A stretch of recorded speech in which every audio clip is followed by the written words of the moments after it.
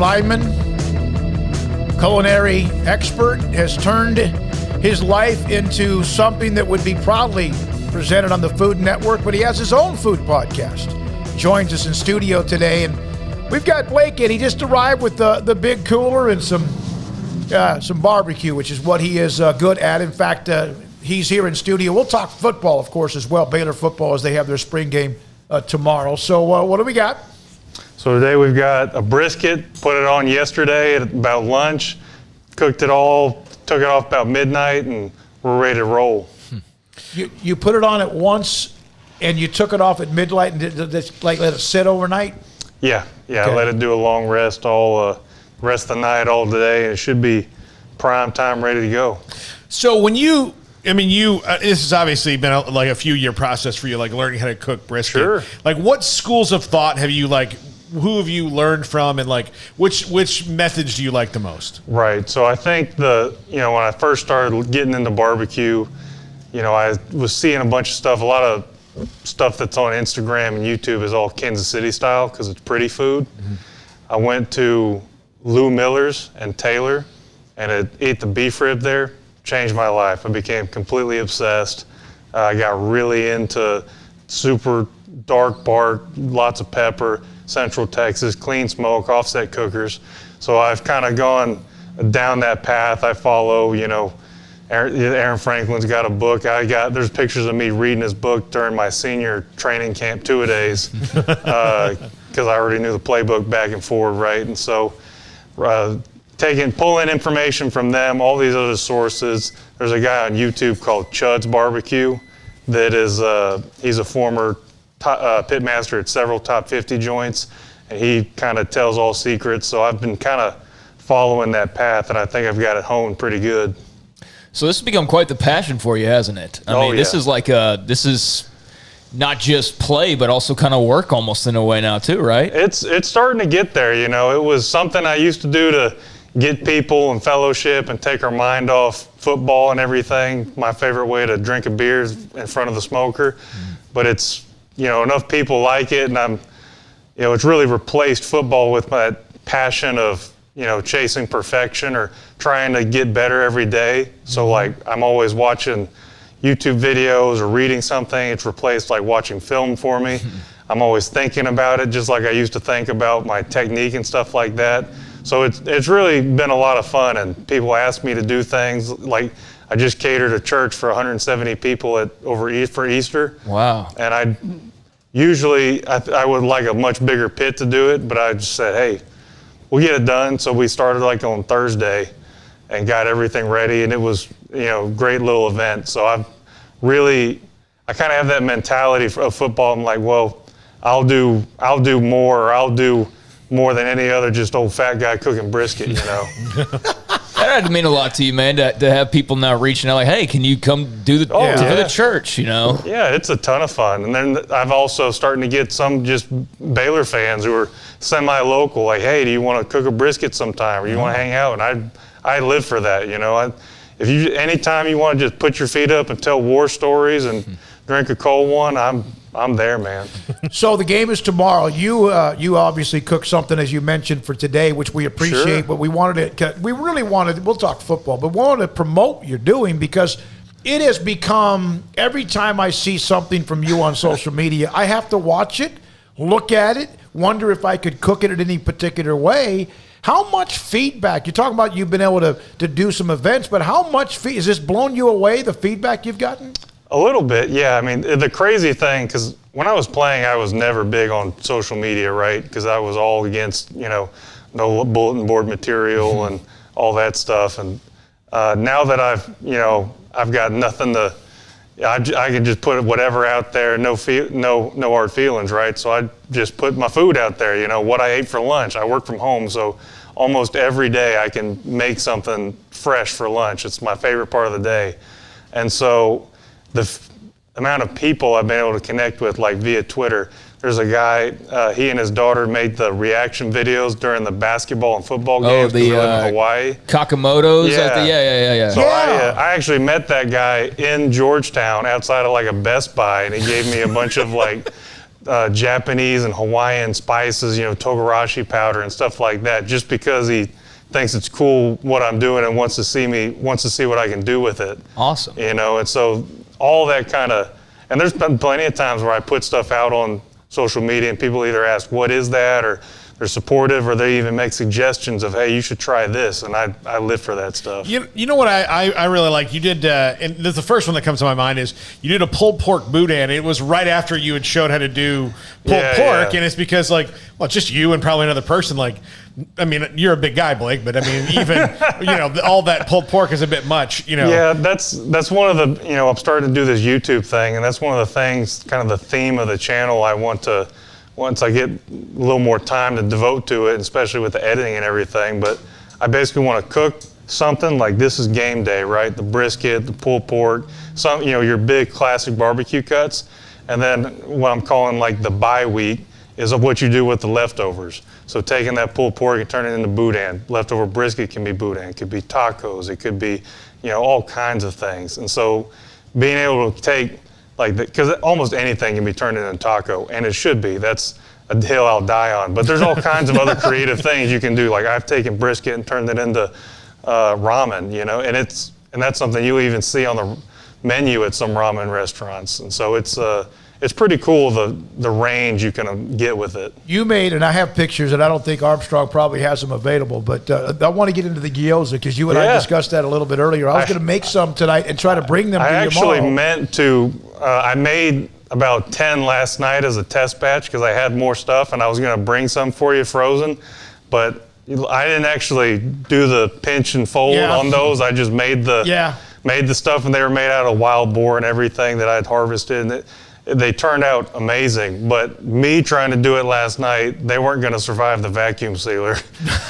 No, I can imagine that.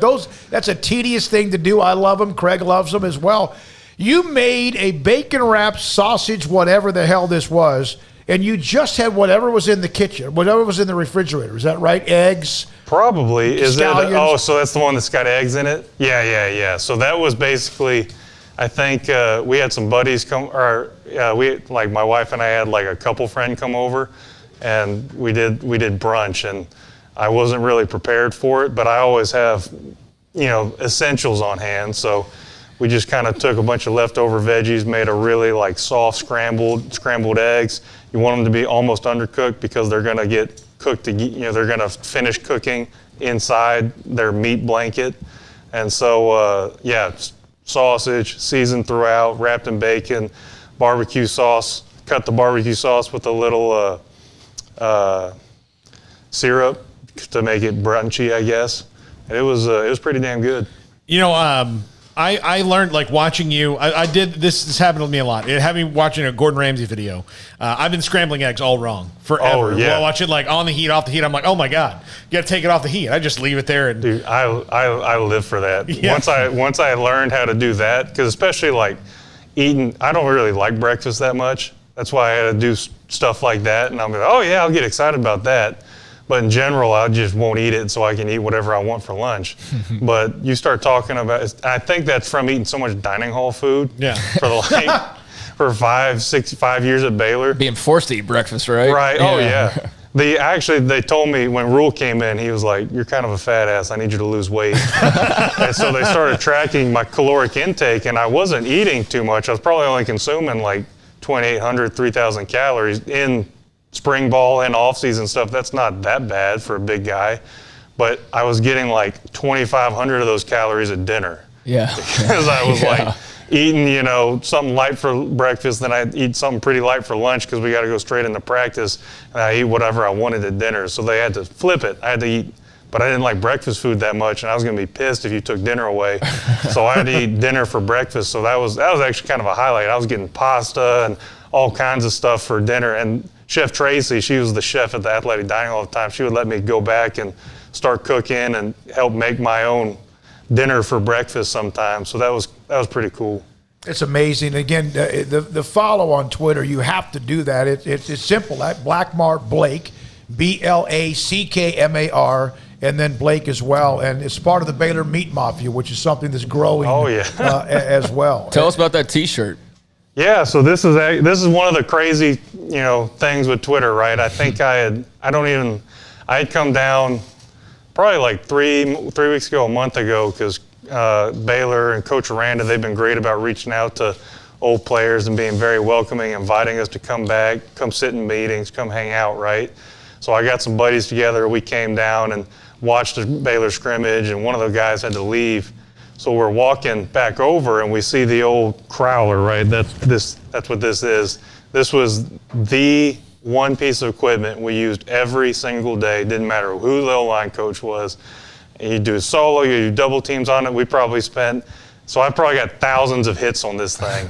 At one point, we actually lifted it up and threw it over the fence and slid it down towards the brasses. We had to go get it back, but it was a fun little joke. Yeah. But so Pat Lawrence and I, we had to do a couple reps on it just for old time's sakes. I think I broke my sunglasses. But so we put that on Twitter, and one of my other buddies said, I put out something like, I was powered by brisket that day or something, and someone basically said, put that on a shirt. Brian Etheridge did put it on a shirt, and I said, it's just crazy. A week later, there was a shirt with something I said, talking about the Crowler, talking about brisket, barbecue, Baylor offensive line stuff. It's awesome. Brian Etheridge, when it comes to marketing, when it comes to pictures or NIL stuff, or that right there he's got the McPlay. And brisket. Yeah. Oh, yeah. That's a good. Yeah, and he's one of those who will bow up to you a little bit on that, too, as far as the cooking.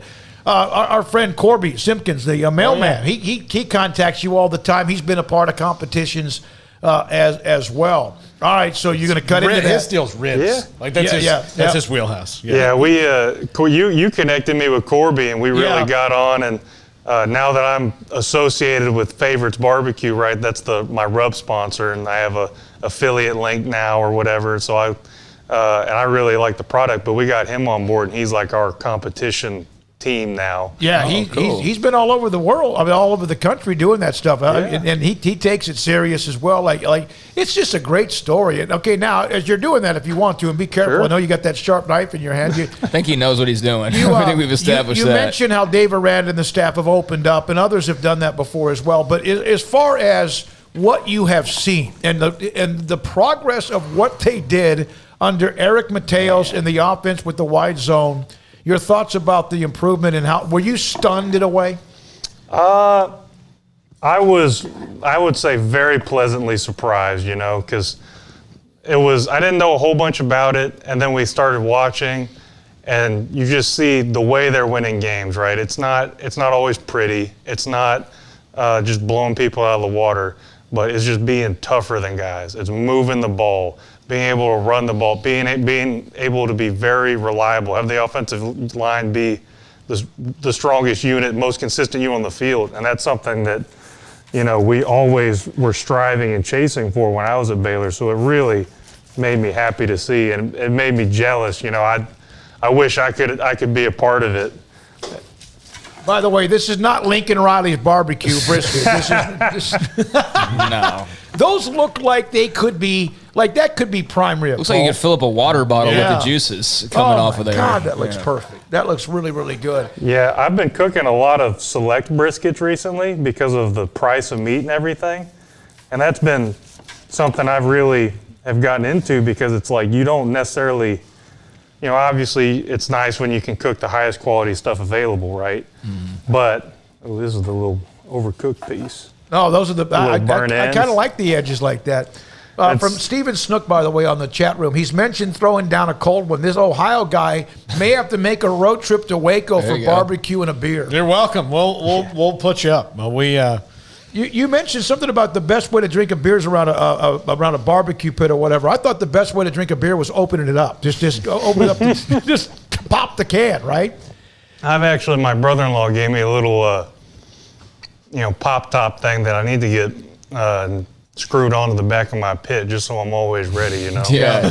Clink. How much have you added to your repertoire or what you have to cook with? Has that been something that you're slowly upgrading, or you just kind of love? Because we've seen the pit. It was in the parking lot here. Oh, yeah. Back when we first opened up this show.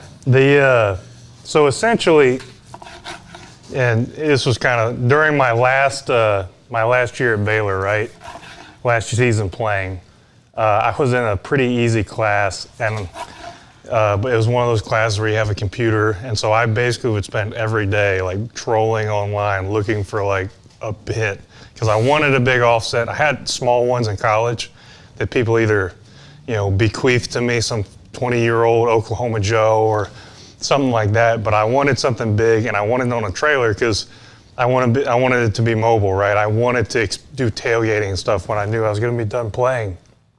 And so I ended up finding this custom pit builder that I really liked, but I wasn't done playing. I had a pretty serious girlfriend, all this stuff. I was still in college, so I just kind of filed it away, right? I went, did all my stuff. We played in the the Texas Bowl? Yeah. It was sponsored by Academy, and they gave us Academy gift cards for like $150 or something, right? That was a bowl gift. And there were several guys from the Northeast on the team that didn't know what Academy was, right?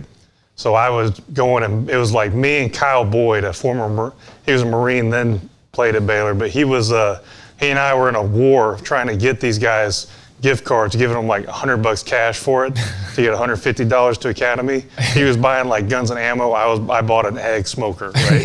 Yeah. So I have a collection of pits now. I pretty much have everything needed for an outdoor kitchen at the house. It's just getting someone to come frame it out that is the next step.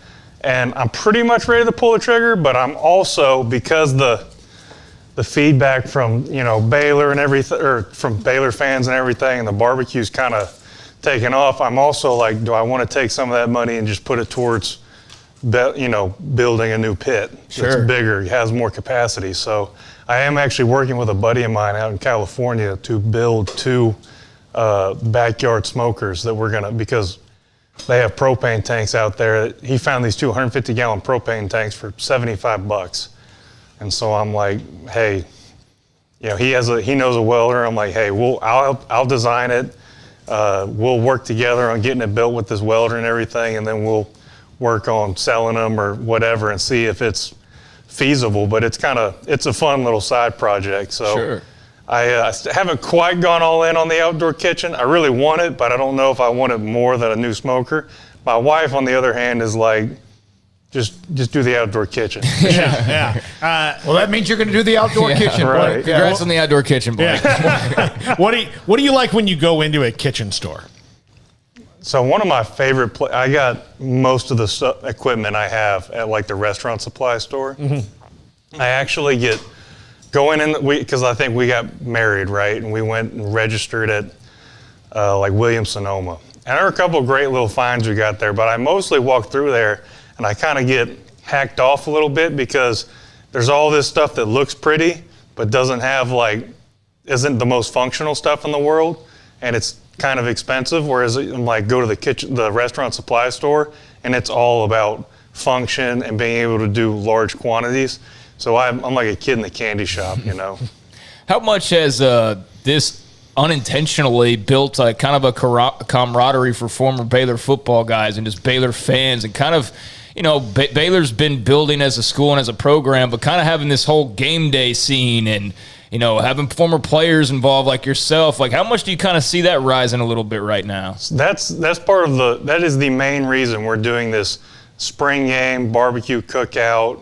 We're trying to make it a yearly family reunion, right? An excuse to get old lettermen to come back, compete and barbecue, fans to compete and barbecue. And even if you can't, necessarily cook, or you can't donate the time to do that, just come and eat, drink, and enjoy, hang around, build the atmosphere. And we really want to help create a better, stronger tradition of tailgating and excitement for home games at Baylor, because and I know it's difficult with all the COVID stuff, but you go to some of these other big state schools who's, frankly, we're spanking, like UT, A&M, but the spring game is like a game day for them, right? Yeah.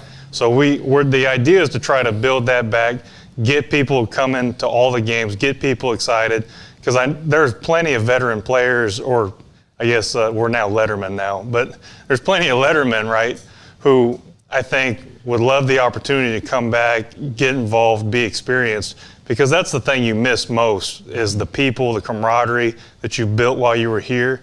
So to go experience that with different generations of guys, it's something special, and it's all thanks to this social media, Baylor Meat Mafia stuff that's kind of gotten a little traction. Yeah, it's gotten a lot of attraction. And again, I love the fact you're getting that kind of publicity, and glad you could make it in. And again, Blake Blackmar, former Baylor Lineman, with us. Now, what year was it that you had the least amount of scholarship offensive linemen on your roster? Sorry, I had to take a bite. No, that's fine. I think all of us would. So I think it was the year that it was the year between. Yeah, so it was the last spring. I guess it was at 16. We had a big recruiting class of linemen come in, and we had just lost like the whole starting offensive line in Drango, Pat Colbert, Blake Muir. Kyle was back, but he was taking limited reps because the guy played 100 snaps a game for the last 2 years. Fuller, yeah, Kyle Fuller.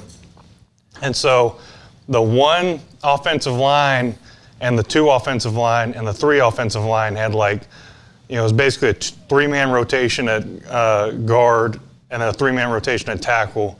And I think there were two centers. And so it was just that was probably my least. I kind of hate spring ball as a player, honestly, because you just finished playing a bunch in the season, then you just line up, tee off, and just hit each other, and it's all this, it's great for the young guys to get a bunch of reps. I mean, I recognize that it's very necessary and it's awesome.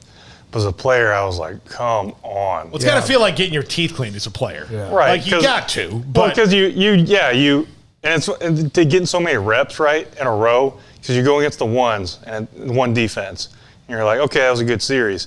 Then you go against the twos, and then they cycle back in the ones, and you're still out there. And then it's just kind of, by the film, I was kind of glad we didn't always get through all the film of spring ball because there's so many reps. And the end would usually get kind of dirty because everyone's tired. We're tired. The defensive line's less tired. So the end got kind of muddy there. Well, the first year, in fact, when Matt Rule took over, remember there were six scholarship offensive linemen, and now you have all these guys who came back. Xavier Newman, obviously, is headed towards, we hope, the NFL in some particular way. But you have a bunch back, and then the next level that he redshirted or didn't play a lot. Right. That was the thing that really surprised and impressed me for the scrimmage I went to, because I believe it was their first scrimmage of the spring ball. And I mean, it looked like a week 1, week 2 of fall camp, the scrimmage you might have before you go play the game, right? Still very base, a lot of young guys playing, but it seemed very polished, right? You have a ton of veteran offensive linemen. You've got a nasty two-headed combo at nose tackle for them to deal with. So it's really impressive to watch the ones go and then watch the second team, which is like all young guys, and they're still going against that crazy 1-2 punch at nose tackle and doing well. They're young guys. Sometimes someone might get ragdolled, but you're still moving the ball. You've got a stud at quarterback, no matter who's back there, right? So it was just very impressive. The defense and offense both look polished. Have you been able to talk to Eric Mateos a little bit? Get to know him at all? A little bit, not nothing in depth. Hopefully, we'll get to slap hands and shoot the shit a little bit here this weekend or in the future. But mostly, I've been talking to Connor, and I've talked with Vic a little bit, the strength coach, because he was actually at Florida State when they recruited me in high school, and I remember going on a visit there and getting the spiel and his weight room spiel there. So then I think last year I cooked, Baylor brought me out and I cooked steaks for like the whole team in the summer right before they went to fall camp. And so it was this kind of like, they were doing this thing where every Friday they had to learn something, right? So 1 week was like how to tie a tie. It was useful stuff. Yeah. And I think I was the last one, and it was supposed to be like how to grill a steak. And it really just turned into it was Brandon Bass, and Connor Galvin, because they both, we all three had bonded when I was still playing, so they were both really young then, but they both really into steaks and cooking and getting into cooking. And so they kind of helped me, but we cooked something like 80 tomahawks and then another couple of ribeyes. And it was just sit there, shoot the breeze with the coaches and players and it was kind of weird. Some guys obviously don't know who you are, and they're saying, "Oh, yes, sir, thank you." And some guys remember all the, two-a-days and practice and cold tub stuff, just all kinds. It's crazy the things that some of these guys that were freshmen when I was there, some of the random things they remember that I'm like, did I do that? Yeah, I bet you did, though. Hey, you enjoy. Thank you for, first of all, coming up a little bit earlier than you thought. I know you're going to be cooking overnight, right? Yep. And so thanks for your time, man. It's always great to see you. We're going to put this up. We'll put this up on the podcast and make sure we give you some more publicity as well. Awesome. Yeah, man. Keep up the good work. Cool to see this all taking off and what this new tradition starting up as well. Right. So yeah, very, very well done, man. There are people who live like in West Virginia. I'll be there in 19 hours and 26 minutes or whatever. But you did a great job. You did a great job. Thanks for your time, Blake. Great to see you. Thank you guys for supporting and helping me and, all that stuff. I love hanging out. When we come back, we're going to check in with Penn State. Then we'll check in